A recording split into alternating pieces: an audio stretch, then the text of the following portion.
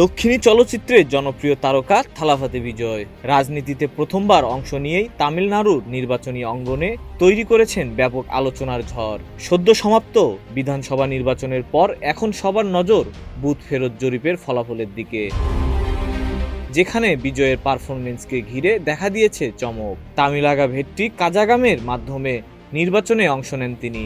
শক্ত প্রতিদ্বন্দ্বী হিসেবে ছিলেন বর্তমান মুখ্যমন্ত্রী এস.এম.কে স্টালিন।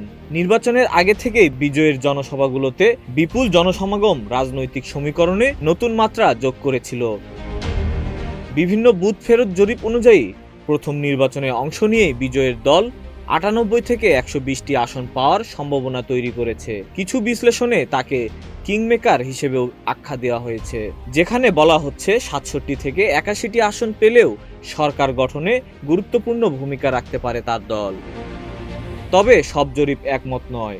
কিছু পূর্বাভাসে ডিএমকে জোটকে এগিয়ে রাখা হয়েছে, আবার কিছু ক্ষেত্রে এআইএডিএমকে জোটও উল্লেখযোগ্য আসন পেতে পারে বলে ধারণা করা হচ্ছে। সব মিলিয়ে তামিলনাড়ুর রাজনীতিতে নতুন সমীকরণ তৈরি করেছেন বিজয়, যা ঘিরে এখন উত্তেজনা তুঙ্গে। Desk report, news flash 71।